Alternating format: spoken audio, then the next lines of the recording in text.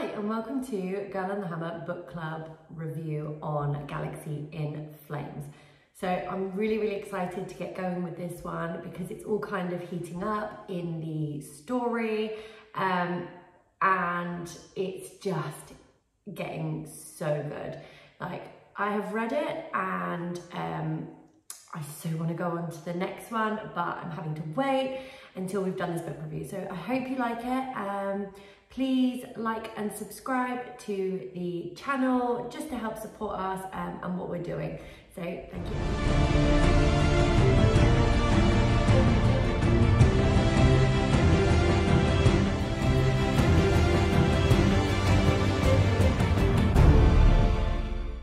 Hi everyone and welcome to Girl and the Hammer's third book review of Galaxy in Flames. So we are really excited for this one today because there is so much that goes into this book and I have so many questions and yeah, go Russ. Okay, so with this one we've basically reached the end of the first kind of trilogy arc in the Horus Heresy, starting with Horus Rising, False Gods, and now Galaxy in Flames, and certain things have been set in motion from the previous two, which are slowly beginning to kind of get wrapped up. Basically, Horus has fallen from the sweet whispers of chaos, kind of muttering into his ears by Erebus. He hasn't just fallen. Well, I mean, yeah. Like, so plummeted into. Yeah. So this book takes off almost a year after the events of False Gods. So there's a bit of a time skip there, and we're plummeted into Horus, who's gone full villain, and he's now starting to kind of hatch all his master plans. Yeah, he is. So I think I missed a bit earlier, but he is like, because it was so confusing with the time jump and everything, like we've said, it took me a while to realise Horus was trying to kill everyone off that wasn't loyal to him. It took me like a good few chapters when they were all going down and like who he was sending down there to realise, oh my god, yeah, he's trying to kill them off. Like, he's trying to get rid of them so that, well, Yeah, and I found it interesting on this one as well, where it's kind of now become accepted. Like the first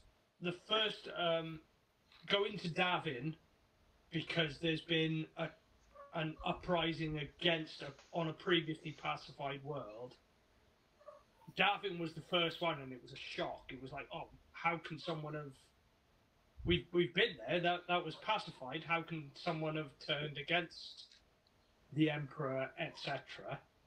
But by this point now, it's just something that they know happens, and it's almost accepted that yeah, we're going to Istvan 3 because it was loyal and they've turned again.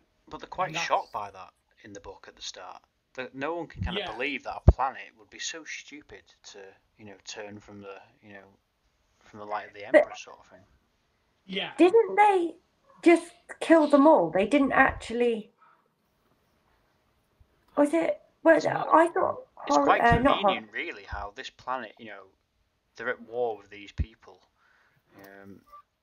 at the right time. When Horus wants to kind of hatch this master plan, send all his legions down there, the ones who won't follow him.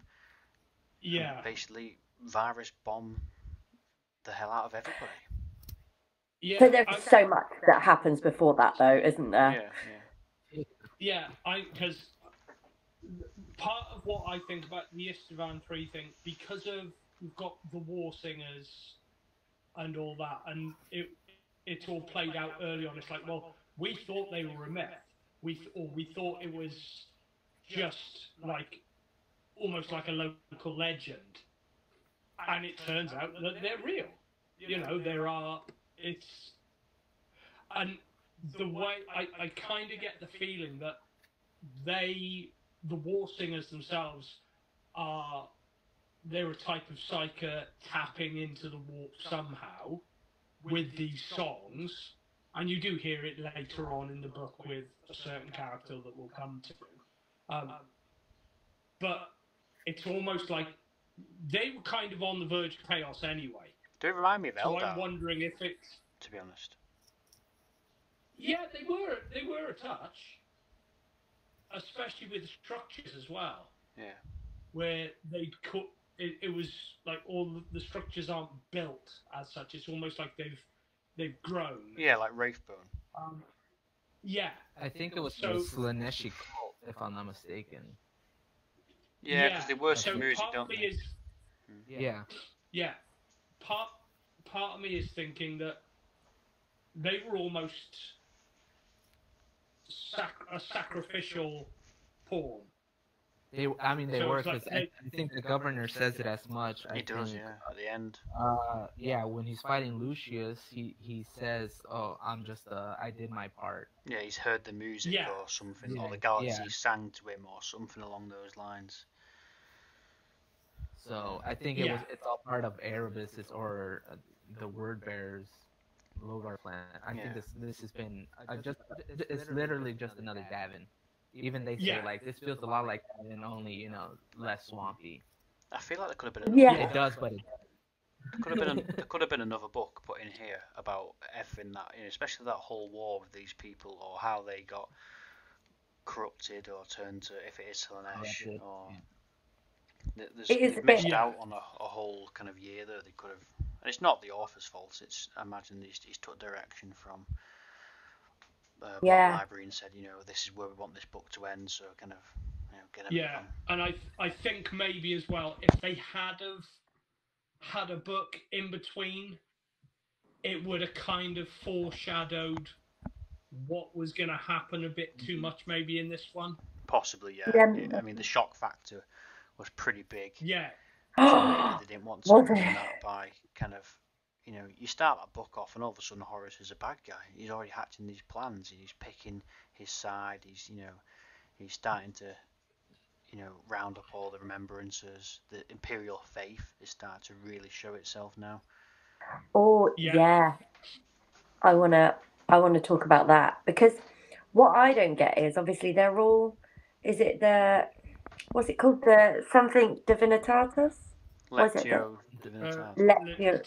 Divinitatis. Yeah. So obviously faith is forbidden by the Emperor, right? Right. Yes. And I don't know if you've watched The Last Church, but he makes a massive point of it. And it's kind of like his one.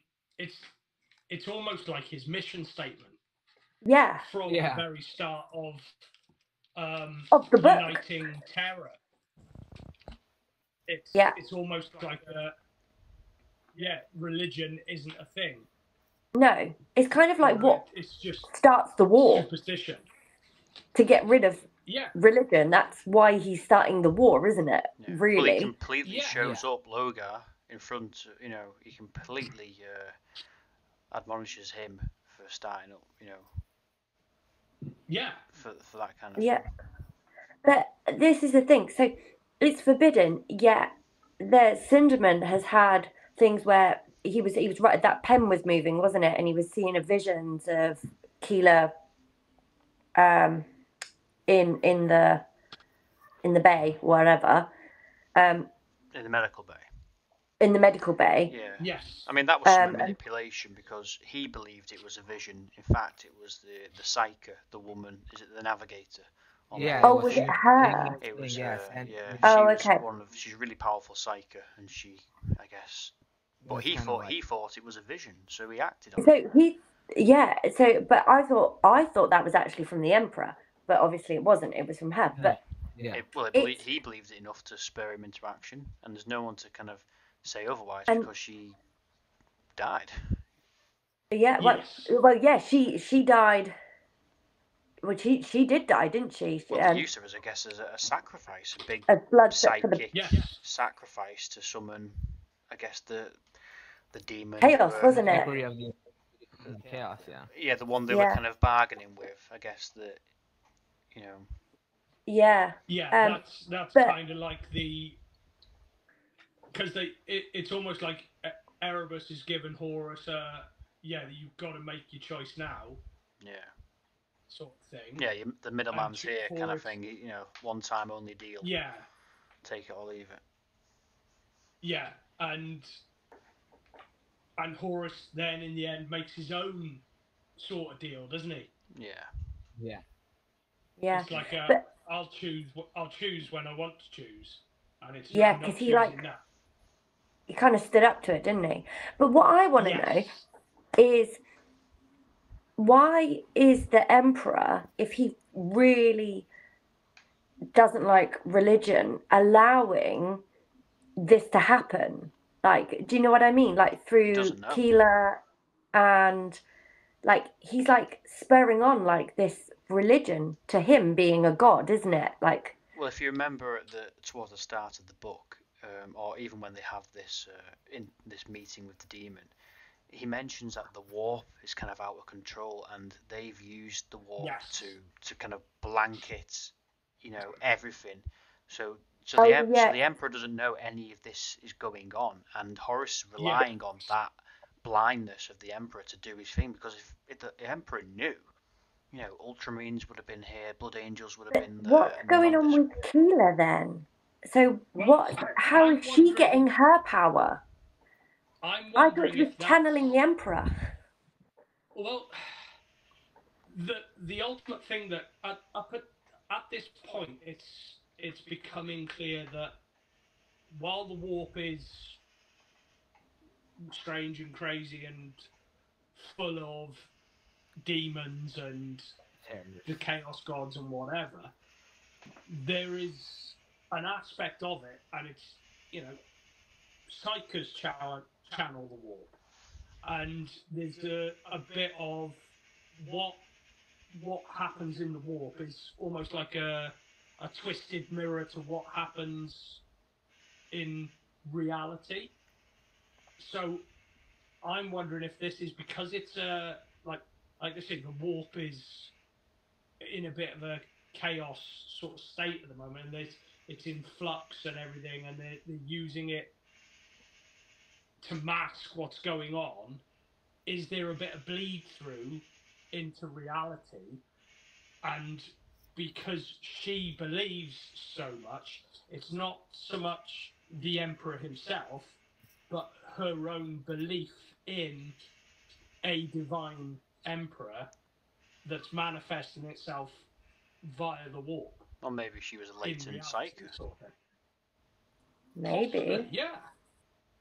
I suppose we don't actually know yet, do we? Well, I mean, as we get more into the current setting, you know, you start to see like the Sisters of Battle and that they actually, you know, call upon the powers of the faith. So there is something there, and there's this whole kind of like Reddit like theory about how the Emperor is actually the fifth Chaos God and all this kind of stuff, you know. So he's got his own kind of version of the warp, but none of that's really proven. But you know, if there's the warp, why can't there be an opposite?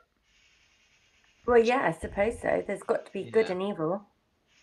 Well, because the as far as things like obviously Slanesh was born from the fall of the Eldar, and what happened around when the Eldar just went absolutely batshit crazy. Yeah. But it's like Khorne and Nurgle and Tzeentch are all they all formed from back when like the first humans were evolving, and what they have thought and done and things like that has been reflected in the warp and then created, sort of coalesced around these beings. So and the Chaos Gods are fueled by belief from normal humans, whatever other races have got souls, for lack of a better word. Yeah. So offerings, basically, skulls for the skull throne, or you know, anything like that. So why blood. not?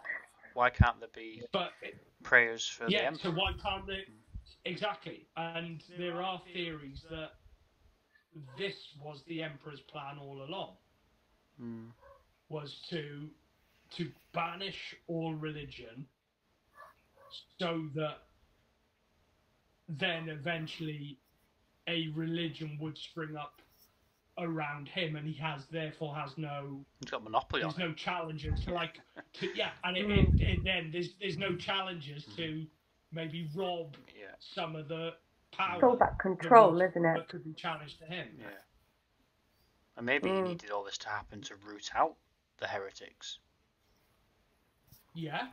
Considering he's supposed to be the most powerful psycho who ever lived, surely he would have known some stuff going on. Maybe he let it run its course. Maybe it was all part of the master plan. Yes.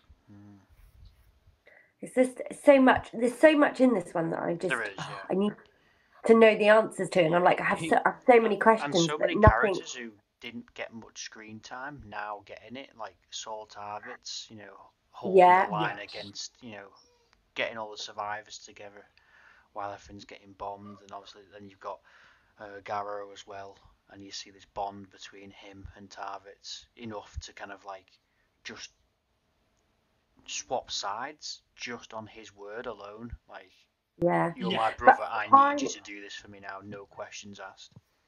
Yeah, I liked that. But then also there was, who's the guy, what's his name, with the sword, the one that's a really good swordsman? Lucius. See, and then you've got the opposite thing, whereas Lucius, I think, I think chaos has slowly been creeping in with him. Absolutely. Yeah, definitely. Absolutely. And you see it because he kills a war singer early on, doesn't he? Yeah. He hears the music.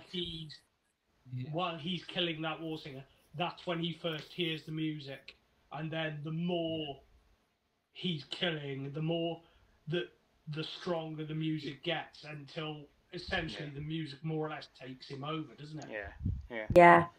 Well, if you remember with Saul back on Murder, basically when they were getting Emperor's children were getting killed back on Murder, and the Lunar Wolves turned up and helped. Yeah. Saul actually thanked them. They became his battle brothers, even though they were from a different legion. Whereas Lucius and Ardilon, they took it as like the biggest insult ever. Emperor's children need help. Never. Yeah. Yeah, that was like an affront to their honour, wasn't it? Yeah. Whereas Saul took it for what it was. It was a Space Marine helping out another Space Marine. So. Yeah. Yeah. And then it still kind of made me wonder that obviously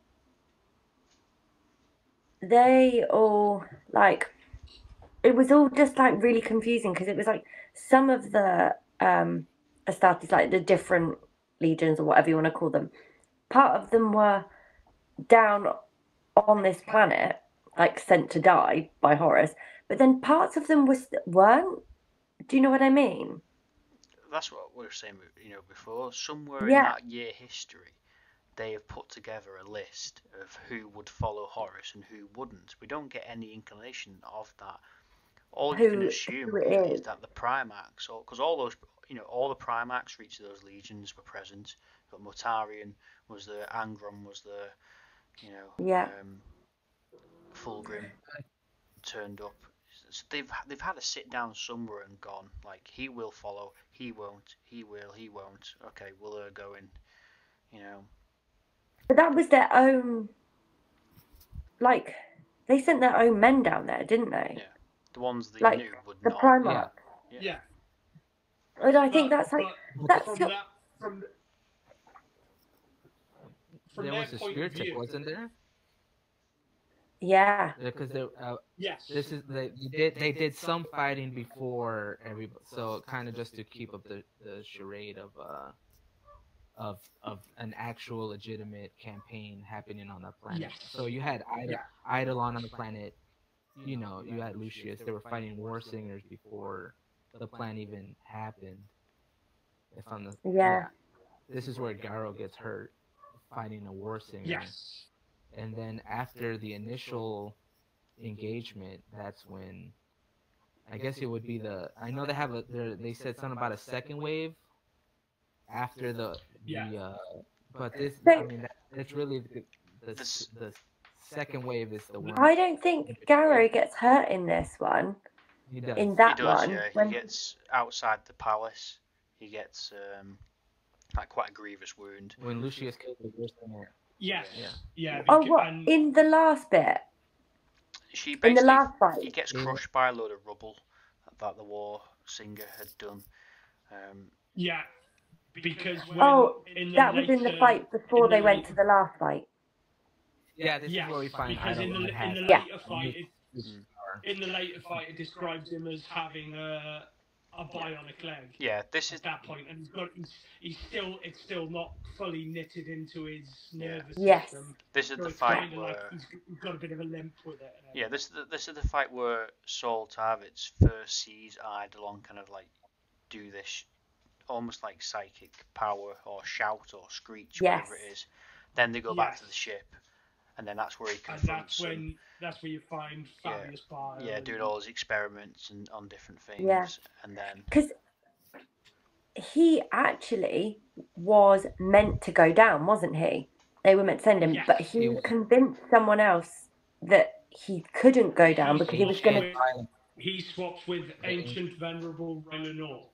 it was another guy who died, his battle brother, and he went to Rylanor because Rylanor was like the master of ceremonies. He could make the decision, so he asks him. Yes. And part of you thinks that maybe Rylanor knew what was happening. I think he knew. And had to go through the motions because it was his legion. He's been serving it for thousands of years. He's just going to go through the motions. I think there is, because it's almost like the way Rylanor almost sort of leads him into the decision as well. Yeah. A bit, doesn't he? Yeah, I think he got played. Makes the suggestion. Yeah. So then I do get the feeling that Rylanor knew something wasn't right.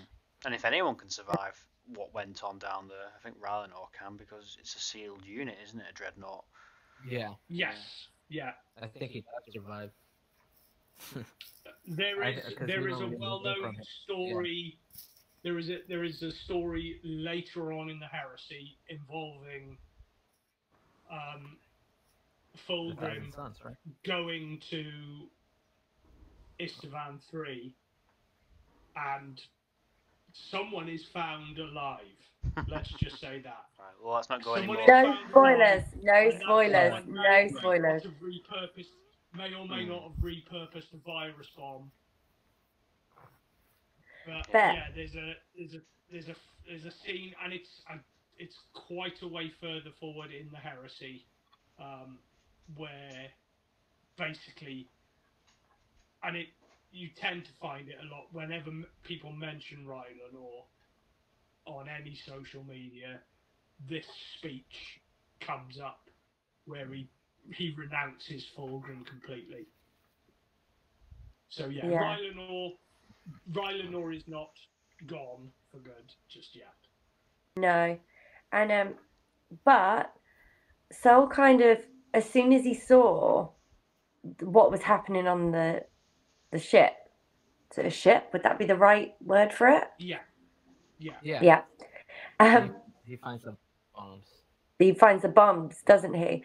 And I love that he's like, no, I've got to tell them. He's like out, isn't he? He's like gone. Yeah. Steals a Thunderhawk, and what I found interesting at that point, the Thunderhawk that most 40k players it's been around forever. At that point, the Thunderhawk is a new ship. Because it's like, it's mentioned as like the new sort of ship that they've got. It's like faster, sleeker. Yeah, and everyone keeps stealing them. And Horus even mentions it at one point. Yeah, he does. Yeah. Why do these keep getting stolen? Yeah. The half-herd takes it, doesn't he? With Keela. Yeah. And I mean, that leads on to the next book, doesn't it? It's basically, Yeah. The Eisenhorn. Yeah. Is it Eisenhorn? Eisenstein? Eisenstein. Eisenstein, not Eisenhorn. That's a Eisenstein. Eisenhorn's the book. Inquisitor. We'll get to that. One of my favourite series.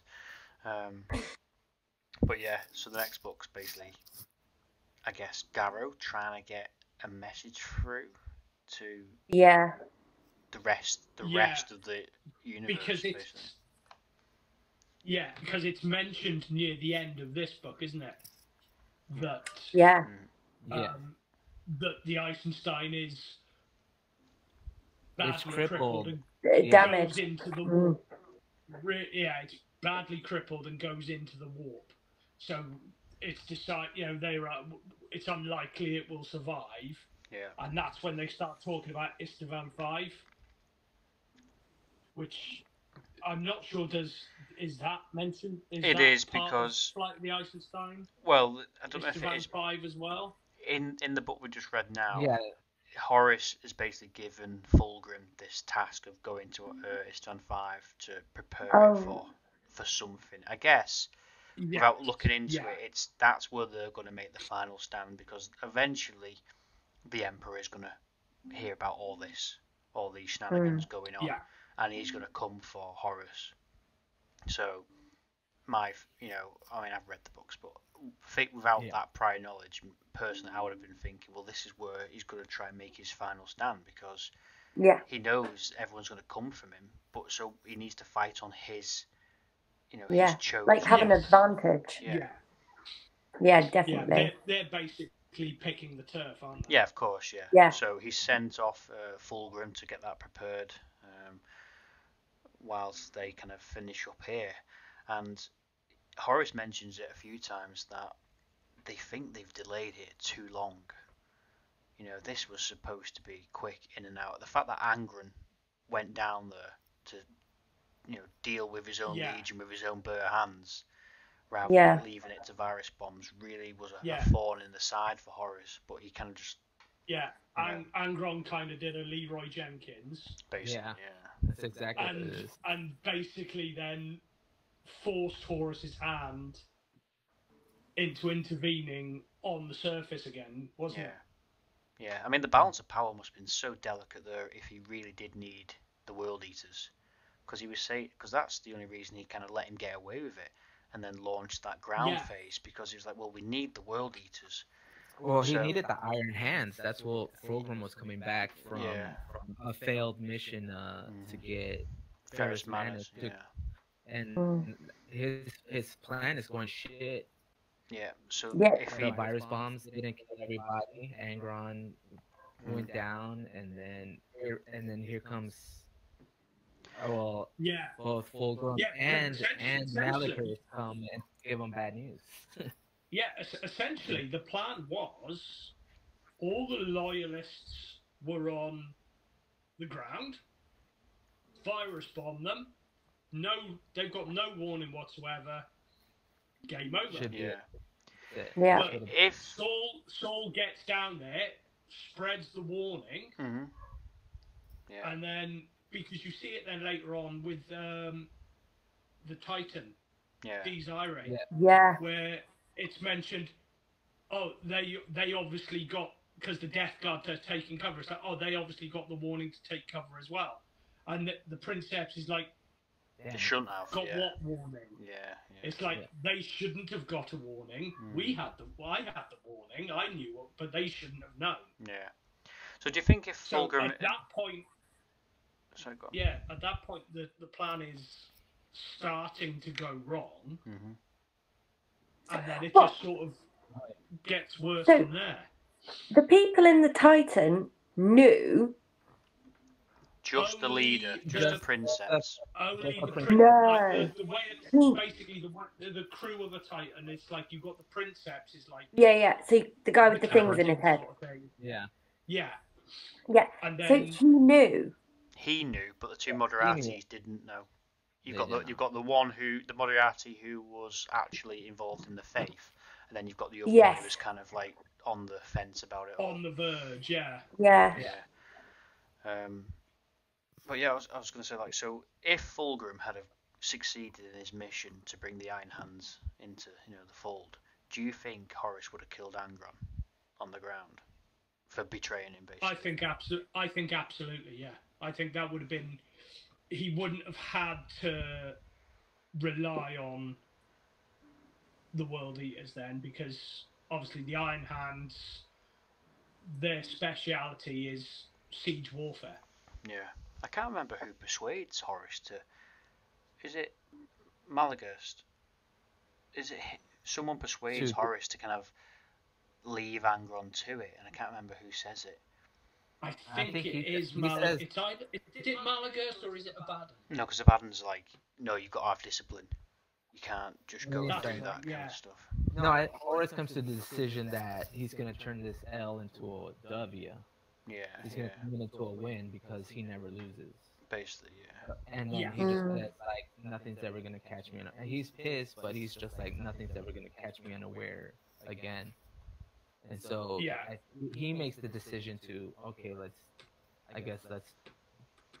turn this into a victory. Am I mad? Yes, but I'm going to use this.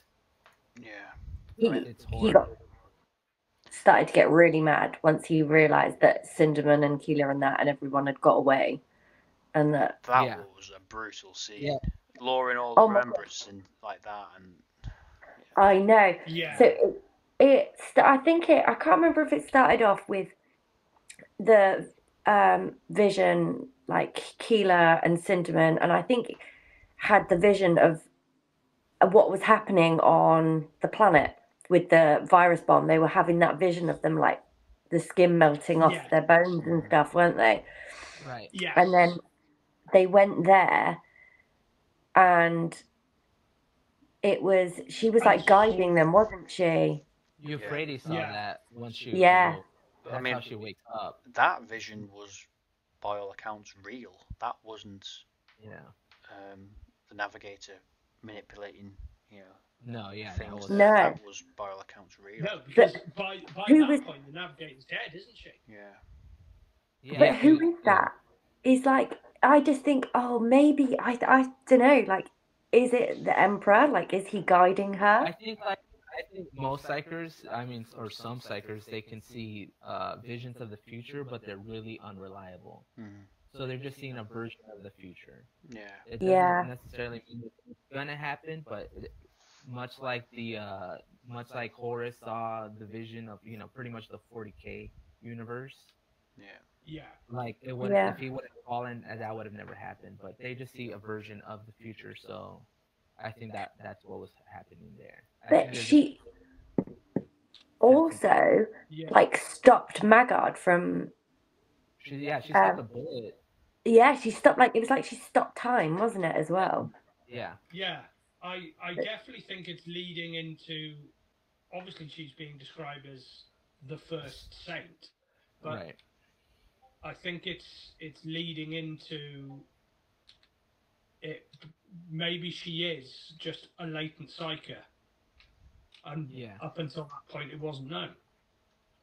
Yeah, I don't know. I think this might be like a Horus Heresy equivalent of like a mom stopping a car, when it's about to crush a child, or like lifting. Yeah. Like the same. This like heavy distress. Maybe she just. I don't know. I think there's more going on there. I think there's. Yeah. Hopefully, we'll find out more. About that in further books. She also has. She's very perceptive. Like she knew that the Eisenstein wasn't. She directed them to like, go to that ship there. Yeah, she was like, trust me. I think she knew how it was all going to plan out and everything. Right. She's got faith. The Emperor protects. She's got faith. Yeah. Let me. And then another thing I was really confused about was when Loken went to the temple sort of thing. Was it? Yeah. Was it the lodge temple? It was the Strategium. Basically the command bridge, where before it was That was Oh, where they did all the yes, yeah. planning and things, and that's where the Mournival would discuss things with Horus. But since then, it's just been turned into a temple. Oh, okay. Because that's where the point is. All the official banners and everything had been torn down from the old Legion, and they've all been replaced with banners from the Wolf Lodges and all Yeah. that sort of stuff. Right. So it's basically and it actually says there's like the 8-pointed star and everything is on display and everything. So it's at that point it's fully become a temple to chaos. It's a full, because you don't hear a lot about Erebus in this book, do He told you? him to stay out of his way, basically. Horus told Yeah. him to stay out of the way. Oh, Yeah, really? he gets slapped down once for almost back chatting Angron, doesn't he? Yeah. Oh, yeah, he does. Yeah. And even though he sort of has a point, Horus sort of goes, "You got a point, but don't you effing dare ever again." Basically. Yeah. Yes. That's Yeah. that's my brother you're having a go at. It's like, know your place, scum. Yeah. But yeah. It's quite a short book, actually, isn't it? This one. It's like there's a lot that goes on, but Yeah, it's sure. so. Yeah, like I said, a lot happens. Yeah. It says a lot, but it doesn't say enough. It's more or less one theme, but two aspects of one theme I think go through the book, and that's loyalty and betrayal. Yes. Because definitely. all the way through, you see that there are certain bonds of loyalty that aren't broken, and then there's certain things that happen that are every single time it happens is like a betrayal. So obviously the ultimate betrayal is the fact that all of these brothers are getting sent down just to get slaughtered. But then you see like the betrayal of Lucius betraying to Eidolon, where he's like, I'm gonna give you the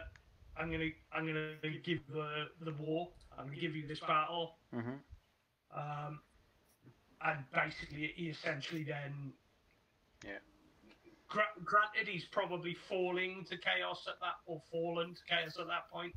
Well, but he essentially I honestly don't know if he is. I feel like he wants to be part of the Legion. If anything, he's like a spoiled brat. He feels hard done to that he's being separated just because he's mates with Saul Tarvitz. It's like and he's seeing and that's what. But if you look at that, that's almost like Horus's fall in microcosm. They're the exact motions because that's exactly chaos will prey on. Same sort of thing.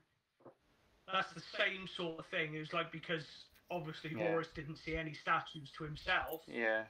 And it was all the honor thing, and how he wasn't getting the honor he thought he deserved. Yeah. I just felt at that stage that it was more about like Lucius not getting what he thought was his due, like which is kind of how Horus felt. First of all, do you remember? Like he was, he wanted to be remembered, and he wanted this. Yeah, it's the same sort of process that went on with Horus. Only with Horus, it took a lot more to get to that point. Whereas with Lucius, it's because he started hearing the song while he's fighting war singers and everything like that, and he's starting to hear that music. So his corruption is more gradual. Yeah. And you've also got the kind of the little bit of betrayal between the two Moderates as well. Oh that was. Like I said, there were so many people I was pissed off at. Yeah. And there's so many, and it's like, I'm not sure. I don't know who I'm more angry about. And I think was one of the ones where that's one of the most angry betrayals I think I was. Because Yeah. by that point, he's seen what happened with Maggard, with the bullets. Yeah. And yet he then still doesn't believe. betrayed. Yeah, he still didn't quite believe, and he still betrayed his friend. Yeah. Yeah. And you got to think, what would have happened if that hadn't have gone on?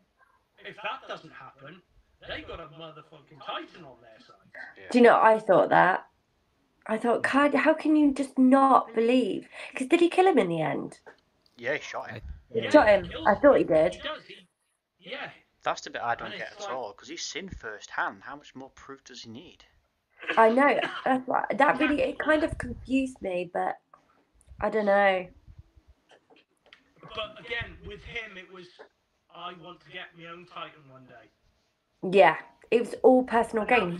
You can see him. It's like, you know, I'm gonna side with the boss on this one because I want to get one of my own someday. Yeah, they're all falling to chaos, I think. You can see it. This is how it gets in, and it creeps in, and it takes you over bit by bit.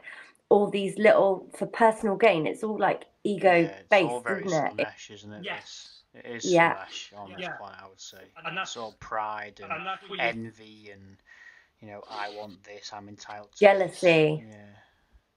Yeah, and I think that's why I said it's the theme is like loyalty and betrayal, because the ones that are giving in to the ego and the self like praise, and the ones that want something from it are the ones that are falling and betraying, and yet the ones that are like, well, the ones that can see more than themselves and aren't just in it for themselves. Exactly. You can see where where loyalty is the thing with them. Yeah.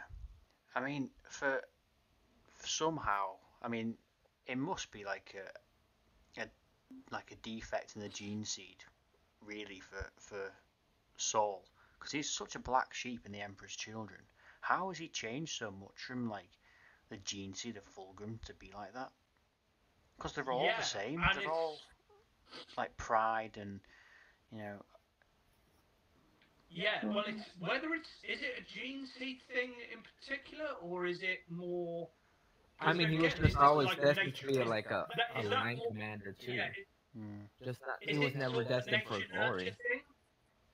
I think, it might be a nurture. The Emperor's Children, though, are they like that because of their gene seed, or are they like that because that's what the Emperor's Children are like, and they're sort of brought up to, you know, they're trained to be perfectionists. Well, they were made in the image of the Primarchs, weren't they?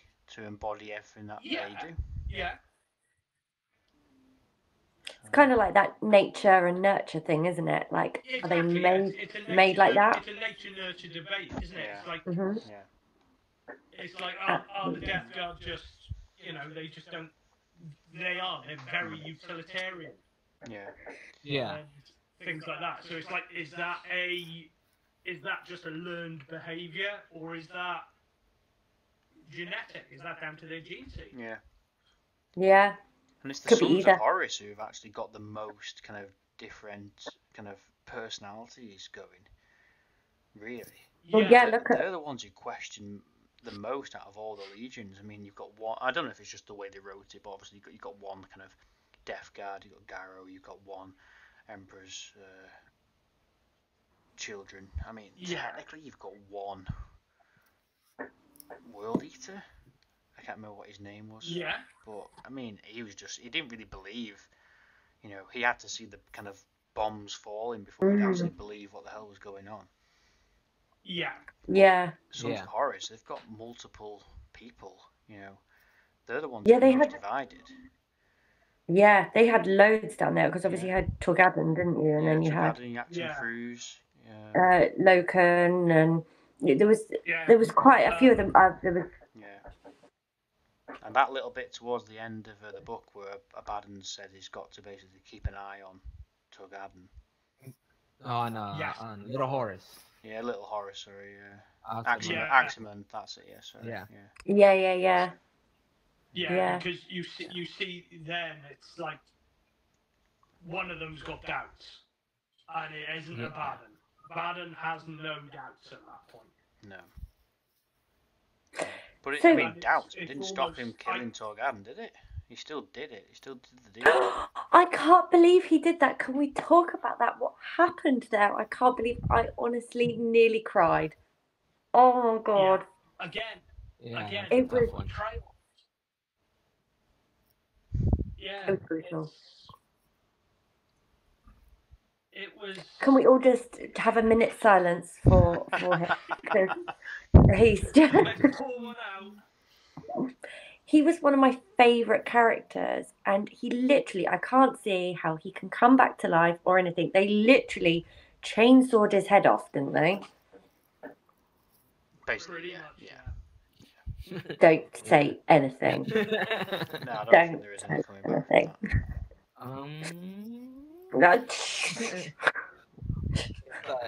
But it was brutal. Mountain situation on Game of Thrones. Or Futurama, put his head in a jar. I'll give you that.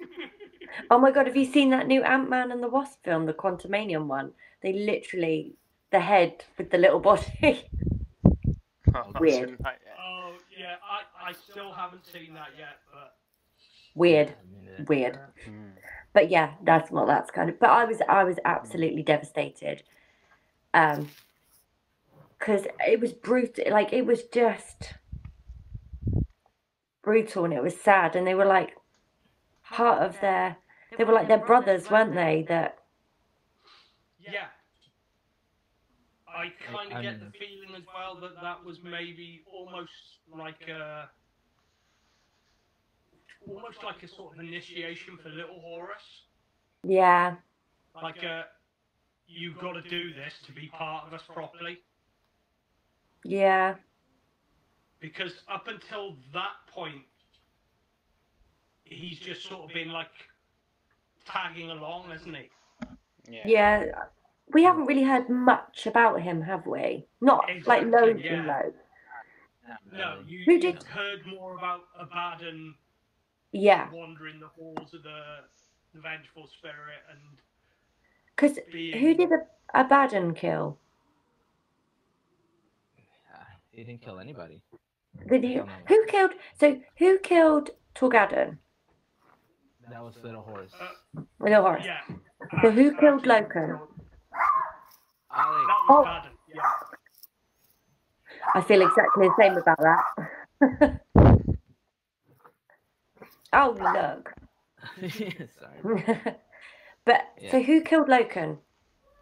Loken was killed by the Deus Irae. Yes, it was the. He was fighting one of his brothers, wasn't he? He was knocked out, if I'm not mistaken, and then the bombs fell. They pulled back, and the bombs fell on the temple that they were fighting. But it was. They got broken up that way. So Togaden was fighting with Little Horace, and Loken was fighting with someone else. Abaddon. Yeah. Abaddon. And he left him there for dead. He didn't kill him, but he might as well have done. Pretty much, yeah. Yeah, he left him there for dead. It was his fault. It was his fault that Loken died. Yes. And that was really sad as well. I was like that. I think I read that last bit and I messaged, I think, everyone like, no, Loken's dead. Yeah. Oh, it's just awful. They're like, how can they kill off the main character in the book? Don't you all smile at me. We're not talking about spoilers on there. No. We're not talking about it. Have you never seen Game of Thrones then? No. I stopped watching after the second season, I think. Yeah. Because they killed off all of my favourite characters. Exactly. That was the whole. I think that is a deliberate thing in this as well. It shows you again that no character is safe. Brutal. Apart from maybe the Primarchs, and ones that you know are still around in 40k. Yeah. Mm. But yeah, we're getting to spoiler territory. Let's not. Leave Let's leave not. it there. I think. But it was. I enjoyed it. It was. I think it was the weakest of the three books for the See, first I half. don't agree. I think it was. I thought Horus Rising was the weakest of the three, if I'm being honest. I found that one, it was good, but it was harder to get into at the start because I had no idea what was going on. I'd agree with that. I think this one I got the most emotional reaction from. Yeah. Which means it was a good book. Yeah. I just think a few more point of view characters would have made it the best in the series. We could have done with a few more points of view from different people, I think. Yeah. Especially at the start. Yeah. I mean, even a little bit more from like Yacht and Cruise as well, or something like when he's going I think, or Garrow I maybe. think I think because the first two books have been, although we have veered away from the Sons of Horus, Lunar Wolves at certain points, the main focus has always been Loken and the Mournival. Yeah. And what goes on with the Lunar Wolves / Sons of Horus and Horus himself. And then in this book, it's the first time that it's branching out properly to the other legions. Yeah. But again, it's like all of a sudden, it's like there's lots more of the other legions that's being discussed. That again, it's like background characters are suddenly main characters. Yeah, which then can make it quite confusing because for me, that has no background knowledge about who the Iron Fists are, who the World Eaters are, or who anyone is. I'm like, oh my god, who's loyal, who's not loyal, who's gonna die, who's like, who are you all? Like, I don't know. It's a lot, but it's quite a short book, and I think towards the end, it's like I said, it's very emotional. Like I was really angry, then I was really sad, and then I was really angry again. Yeah. And I think it's very well written as well. And I liked, oh sugar, I've forgotten his name. Is it Ben? Ben? Oh, the author. The author. Yeah, Ben. Yes. No. Ben Counter. Counter. Yeah. Counter. Yeah. I liked the way he wrote more than what Dan Abbott did. Dan Abnett. Abnett. But still my favourite is Graham, and that was my favourite book. Yeah, I think Dan had the short stick there, having to kind of kickstart it all, launch the trilogy. I mean, Dan Abnett is known as one of the best of the writers. Yeah, he's good. So in later books, then I think his work really shines. I think that's it. I don't think I think it's the story and how it started. Like it got better towards the end, but the story at the start was kind of a bit. If you don't really have any background on anything, it's hard to kind of get into and pick it up. Yeah. Whereas I feel like I'm fully submerged now and I kind of know what's going on. Yeah. One thing, another person you don't really, well, there's quite a few people you don't really see their fates. Obviously, Lucius crawls away. Yes, we don't know what happened. And you've got Khan. Yeah. Who's that? The World Eater. He's one of the World Eaters. He was like the I guess like the equivalent to Ardalon, like kind of like a. Yeah, he's kind of like the first captain of the World Eaters. Yeah. But I'm sure we'll find out what happens to them anyway. see what's going on in the next one. Does anyone else want to talk about anything to do with this book? I think we've covered it all, haven't we? And the thing is, as soon as I we put this video know. down, we can start reading the next one. I'm literally getting it out, and I'm going to start reading it because I need to know. I need to know what goes on in it. I'm ready for it. What is it? Flight of the Eisenstein? Flight of the Eisenstein, yeah. Yeah. I'm ready to. I think it's going to be a bit weird because it's kind of going to. It's like a different point of view from this book, isn't it? So I think there's going to be parts that overlap. Yes. There must be. Yeah. Oh, there definitely is. There must be, yeah, because it mentions, like I said, at the end of this one, it mentions that there has been a battle with the Eisenstein. The Eisenstein is crippled and has gone into the warp. Yeah. They don't think it's going to survive. So obviously, the next book is going to be about that. And I would imagine the next book probably will start somewhere around about where that Garrow got the call, maybe. Saul's Thunderhawk. Yeah. When they first find Saul targets his Thunderhawk, I think that's going to be around about the start of this book. Yeah. Yeah, I reckon it's going to be like when he gets that phone call from Saul, like, this is what's going on. Trust me. They're going to pick up. Look, there's a space battle going on between like some fighters and a Thunderhawk. What's going on there? And then he gets the give his hand. Yeah, definitely. Yeah. Brilliant book though. I couldn't actually put it down, and I enjoyed it too. It was a quick. I like the shorter books as well because it's like literally I was having a panic that I was like, oh, I'm not going to be able to read it all in time, for obviously today, but actually I got it done in a few days and then waiting around for weeks. Yeah.